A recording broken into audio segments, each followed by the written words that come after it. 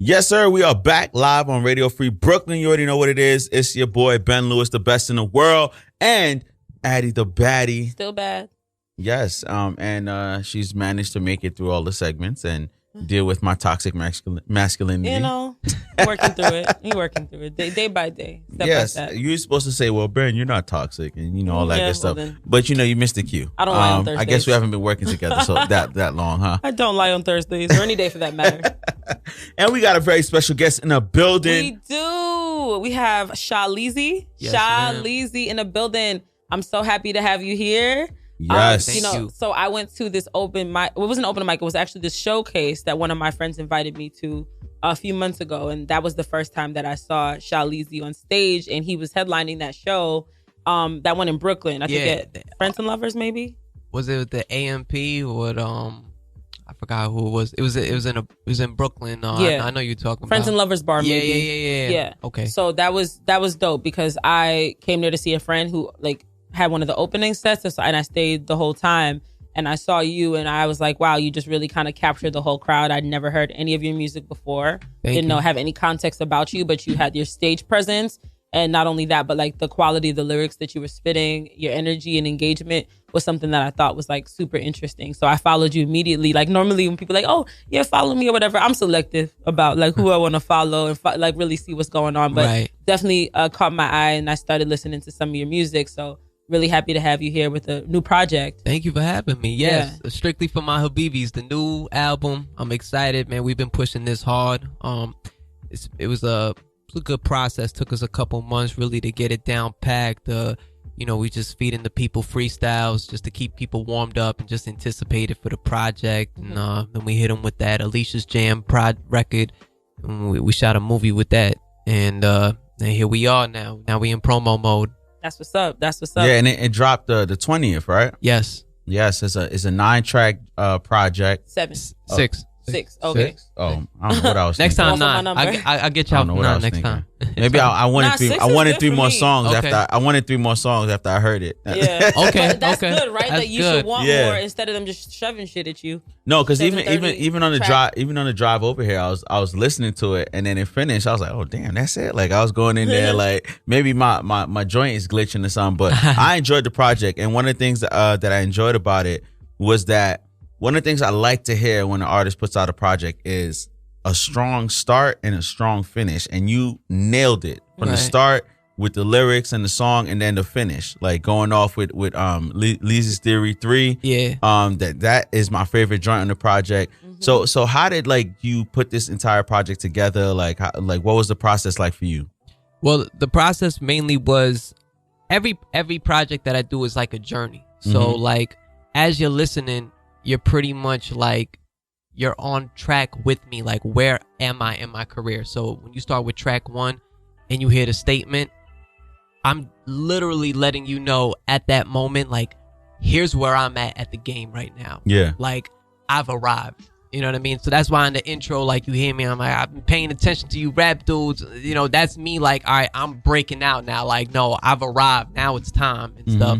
And then as you move forward, you start hearing the Leezy formula, which is very Middle Eastern inspired, telling my story, post 9/11 era, and what that was like. So you hear songs like Drones on the record, you know what I mean? And when you hear that, you hear the bullets going and everything. Yeah. I really talking about the drones watching you and stuff. Yeah. I'm really trying to and the way I mixed the record and everything, I really wanted you to feel like you in the Middle East right now, and you hearing the and all of that, and you hear the kids screaming and all of that. The imagery was brilliant. Yeah. And it also sounded like Brownsville. Well, there you go. You see, it's universal. We make universal music. Yeah. So, do you produce your music too? Yes, I do. Okay, because it sounds so intimate, a real intimate type of coming together of the sounds, and that's a question I really wanted to ask you, because it sounds like you do, and it sounds like it's a real thoughtful process. Yeah. So in the process, we'll go through different samples. I'm a sample head and stuff. I like crate digging and stuff, and sometimes with other producers and stuff, we'll band together and we'll find stuff and we'll flip the samples and things, and then I'll start thinking of concepts for these songs and stuff, and we just go in. I love the sample of I don't know if this was the original sample, but with the joint Alicia Keys used. Alicia's Jam? Yeah. That's the name of the song. Yeah. Like I loved that sample. I love that you use that for, especially for a hip hop record. Like you don't see that too often. A lot of people maybe like want to stay away from that. So like since you produce your own beats and everything like that, does that make your creative process like take a little longer, or is it like all the same for you? I wouldn't say it takes longer. I move fast. Yeah, I move fast. I move like time is money. So like for instance, particularly like Alicia's Jam, that one was my man Simon Says, he made that beat. But I know Simon Says. That's Simon Says' beat. Yeah. And I reached out to Simon and I was like, yo, I love this beat and stuff. And we worked it out.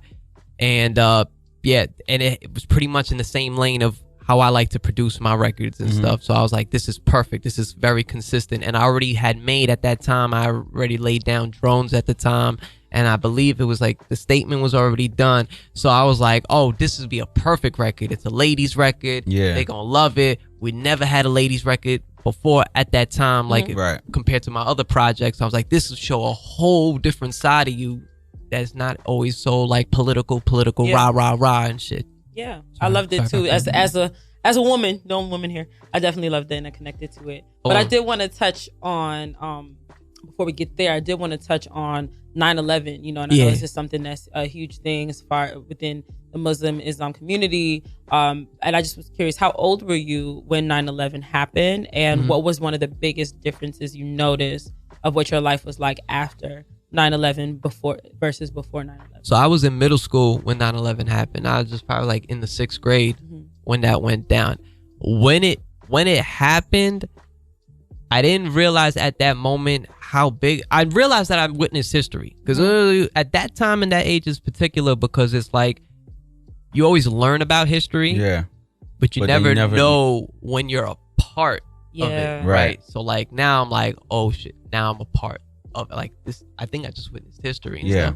It wasn't until the aftermath where I was like, you know, when like kids started like saying like racial slurs and stuff, I was like, oh wait a minute, like I'm different. Like I'm different from these people, like from other people, like white people and stuff. Like there was like a distinction. There was a line. You were in Staten Island at the time. I was in Staten Island at the time. Ooh, child. Yeah.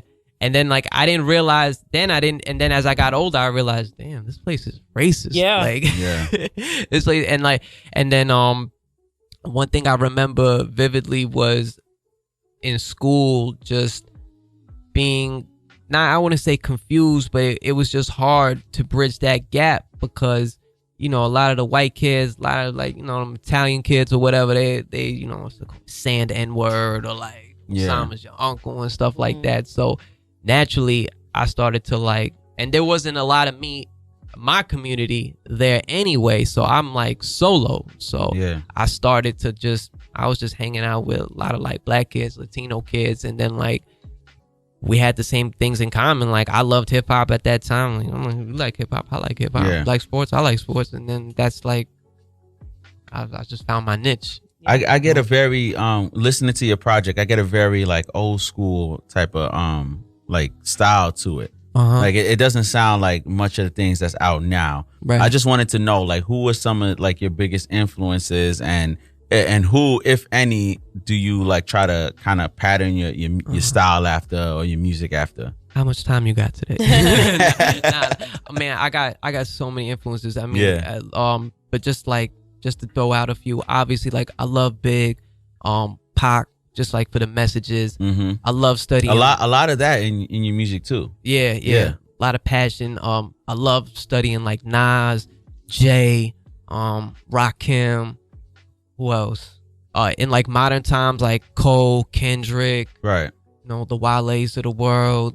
I really liked what they did for like the new school generation. They kind of like, they brought that level of lyricism in for like the new generation. The Joyner Lucases of the world, I like what he's doing a lot. Very underrated dude. Yeah, man. very underrated. Yeah. Very underrated. YBN Cordae, have you heard his stuff? Yeah, I just heard his new project. Yes. Yes. I don't think he gets enough. I don't think he gets enough credit. And like the production on it was amazing. Yeah. And I was just impressed by just his lyricism and stuff. And how young he's 21. Yeah. To have that kind of like level. Yeah. I remember the first time I heard him, he did the Slim Shady. He was rapping on the Slim Shady beat, the My Name Is. And I remember that's the first time I got put onto him. But then like when I heard this, then after that I heard this project and I was just impressed. I was like, wow, I couldn't believe it. You know what I mean? But yeah, I'm always, one thing that I always love doing is, cause I was raised around a lot of kids that was older than me. So they always like to put me onto the older stuff. Yeah. So, a lot of the techniques, the rhyme techniques that I like to use, like, one of the techniques you probably hear is I don't know if you remember like Smooth the Hustler from Brooklyn and stuff, Broken Slanguage. Yeah. Like I remember a few months ago I was listening to that song, and I was just remember when he was just saying like the top right, shot. exactly. Yeah. Like, you know what I mean? And he was just taking that, and then like I love that flow. So one of the things that I like, how like people like to make new flows and stuff. I try to like treat it like fashion and bring back old flows and stuff that people you wouldn't even remember and stuff. Like yesterday I was listening to I Shot Ya with LL Cool J, and I was just listening to Keith Murray's verse and wow, stuff. Yeah. I was like, whoa. Like, you know what I mean? That was incredible. Like the hardcore era. Like, Yeah. I'm going to say some ridiculous stuff, Do So you think... no, go ahead, I was going to say... two things. Since you're definitely like an old school type of hip hop head. Yeah. So 2 questions. Do you think lyricism is coming back? And like, do you think that that's gonna bear a lot more weight moving forward in hip hop? And my second question is, what are your thoughts on snitching?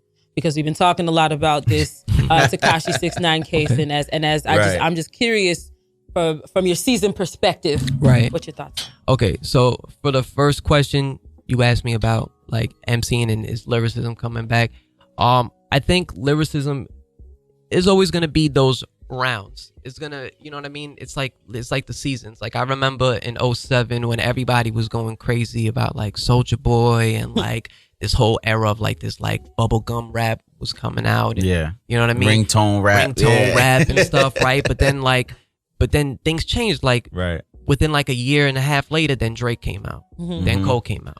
Then Sean came out. Then Wale. Then like a year after that, Kendrick came out. So it's like, I always feel like there's a wave. So I think, everything comes back around. You know what I mean? So, and on top of that, I'm a firm believer of knowing your market. You know what I mean? Like, I know the kind of music I make. And I already know my demographic and who I'm going to like attract with it. So I already know. Once you realize your market and your demographic, that's it. That's all you have to worry about. Now, if you want something bigger, then, then there's the Tekashi 6ix9ines and, and we're going to segue into that. Yeah. Like, then you got a lot of these melodic dudes that come in. Then, if you want something bigger, then you can do that. But the problem with that is it's a very oversaturated market because everybody's doing it. And, just out of my experience, just working out of studios is, I remember we used to have a lot of kids coming in there trying to sound like whatever was hot at the time. You know what I mean? They're trying to shoot their shot and do that.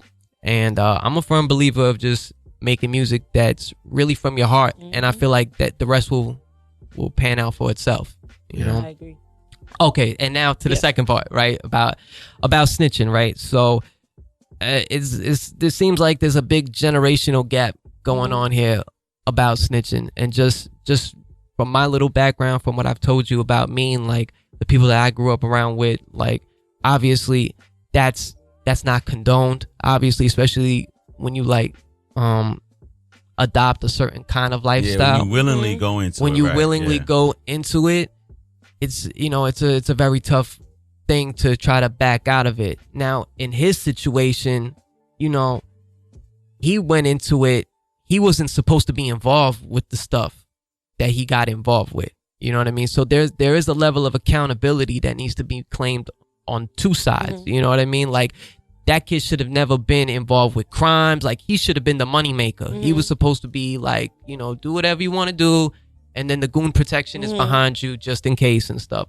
But then you get involved with robberies and shootings and stuff. Right. That gets you caught up, and then of course he's gonna start talking like he's not from that cloth. So that's what's gonna happen. It's an unfortunate situation for everybody. For real.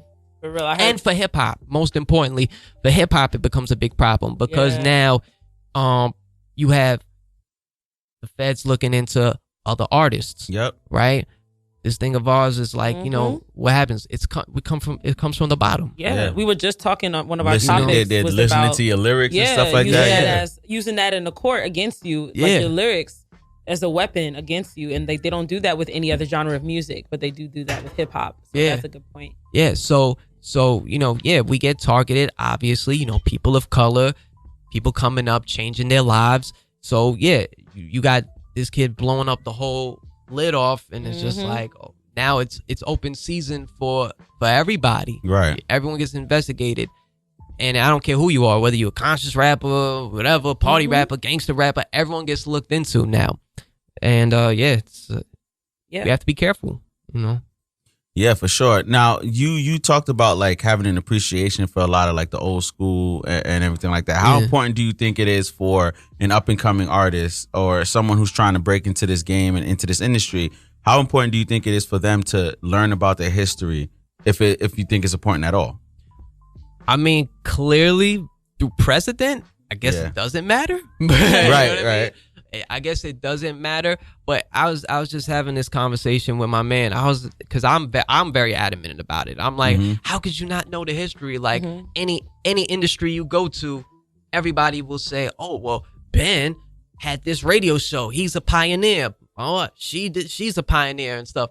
But the way that was told to me was that it's not like the fields of science or anything. Like art is just different. Yeah. It's just different. Like people will literally come in there and claim that they did it when they weren't the ones who did it. And there's no timestamp. There's no nothing that like, okay, she created this radio show. You know what I mean? There's none of that. Like I'd be like, no, I did. You know what I mean? I created this style. Exactly. And that's the end of that. Yeah. You know what I mean? It's all subject to debate.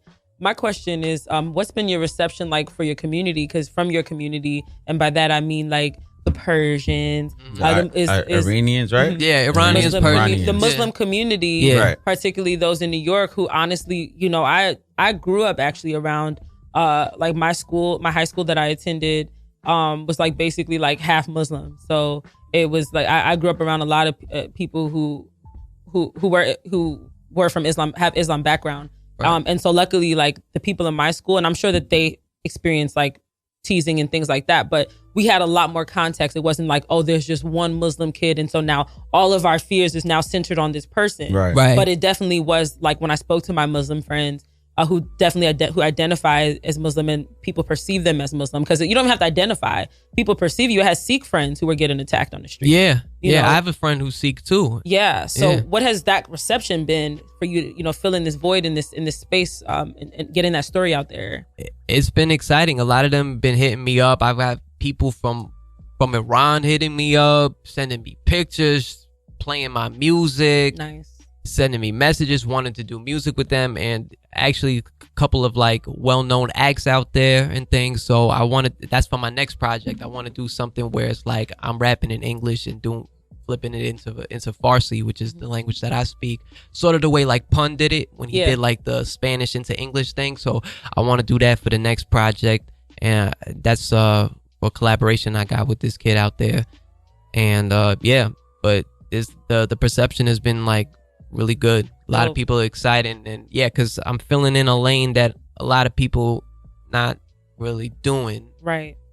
I don't know, for whatever reason, but you mentioned that in your song, that like a lot of people are not telling this story of your story. But is there anyone that comes to mind that you think of that like is telling that story, or that you feel like within Hollywood or in the greater known community that is doing a pretty good job?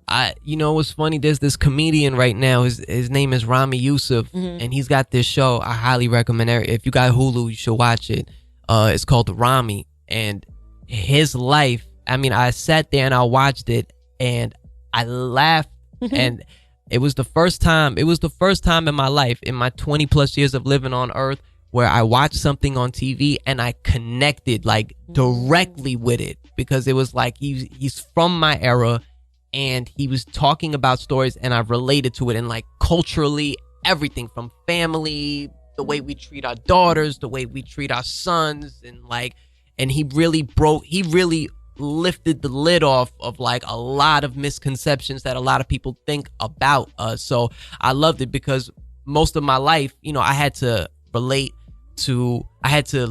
relate like metaphorically to stuff on TV because there was no one like me, or like no one really describing my family, for instance. So like I'd watch The Fresh Prince of Bel-Air and I'd like it. I'd be like, oh, I can relate to that some way, like in this way, in this manner. So when I saw his show, I was just like, wow, this is amazing. Like you didn't hold no bars. Like you really no fillers. Like this was it. This was the real deal. So that's amazing. Yeah, Rami for sure. Like as far as entertainment goes, yeah, check that out. I wanted to get your thoughts. So like I recently saw like a clip from the Joe Budden podcast, right?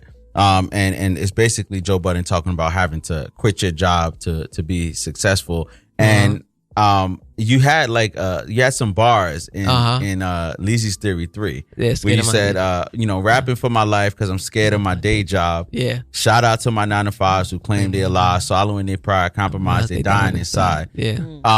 And I'm just gonna play like the Joe Budden clip. I saw quick. that. I know what you're talking about. Okay, so I don't need to play. You want to play for the people? I'll play for the people. Seconds. Yeah, I'll play it for the people. But here's what Joe Budden had to say about this similar thing.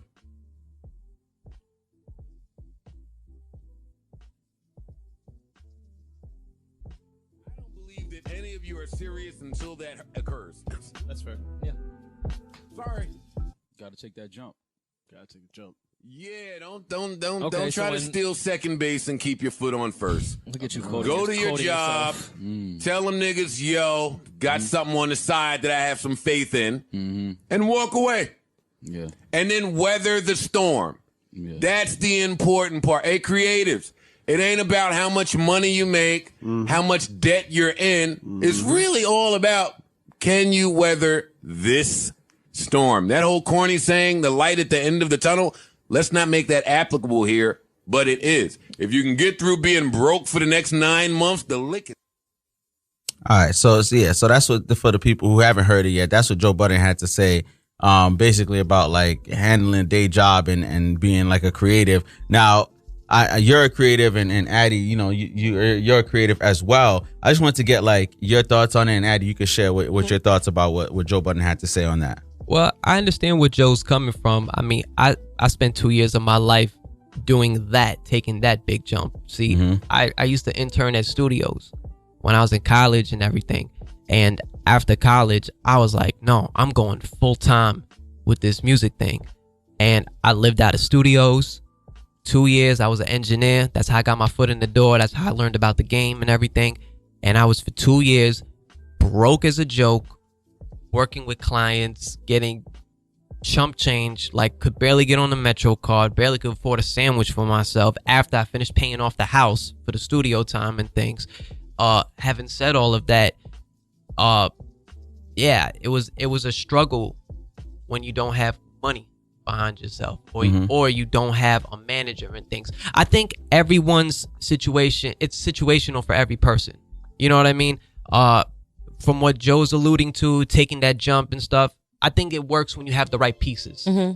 When you have, let's say, my man over here has connections to her, and she's some big time PR that can get my music out, or she's a label rep, and you can sweet talk her into getting me into a certain situation and having me open up for acts and have me on tours. Yeah, then it works.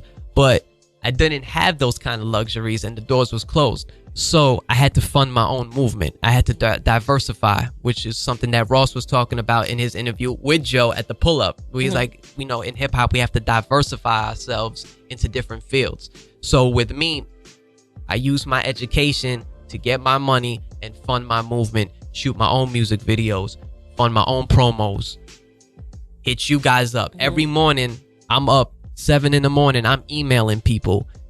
Hey, listen, this is what I got going on. I'm Shah Leezy. I'm this, I'm that. I'm from Harlem, this, that, da, da, da. Here's my music. Check me out. And I'm waiting, and I'm sending like 5 to 10 emails a day. You know what I mean? Just for shows, interviews, any type of opportunity I can get on. Right. You know? That's dope. Yeah. Yeah, for me, I'm definitely relate to that because I agree to some degree with Joe's saying as far as like kind of just taking that jump, right?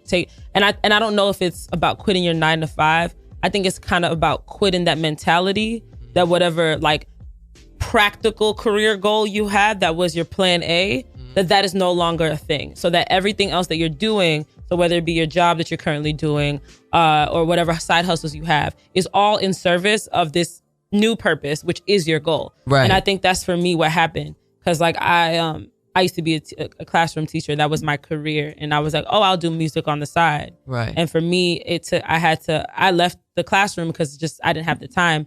And it didn't put me in the right space to do what I needed to do. So I left, and every job I've done since has been in service of me getting that capital to be able to create the projects that I have, to be able to have the time and the flexibility to perform, to travel, to meet people, to do all of that. So I think like it definitely depends. And like we live in a generation now where we can be, like you said, know your audience, know your market. You could live off of that. Yeah. And you could have other things that you do too that make you happy. Like it doesn't necessarily mean that it just has to be one thing. So absolutely. And I just feel like more and more as we go further on in the generations of hip hop, like I think you're seeing more and more people who are like from a job trying to jump off into the next thing, going into hip hop or music and things. The era is changing, you know. I think where those guys are coming from. And another thing, they had a lot of connections back in the day. Like, I'm sorry, all three of them on that show first of all, Maul comes from hip hop royalty. Rory got his foot in the door with Sony, and he was label situations. Not to downplay what they doing or anything. Yeah, right. But I mean, they were well connected. Yeah, they're coming from a completely different place, right? Easy to say. Yeah, you know what I mean. Easier to say. Well, unfortunately, our time is up here, man. Just let the people know, man, where they could find you at, where they could get your music, and what else you got coming up, man. All right, great. It's the Middle East finest, Shah Leezy. You can follow me on Instagram, Twitter, at Shah Leezy, SHAHLEEZY. You can find me on YouTube, Shah Leezy. I got the new project out strictly for my Habibis. My new music video, Alicia's Jam. We shot a movie to that. I got my new project coming out first quarter of 2020, Beans, Rice, and Lamb with my man Jay Av. Shout out to my man Jay Av. We co-produced that whole project together. It's gonna be beautiful. You already know what time it is. This is the Middle East. What up? Yes, sir. It's Ben Talks. Everyone enjoy your weekend. Here and now, Rachel C up next. Do not go anywhere. Peace out.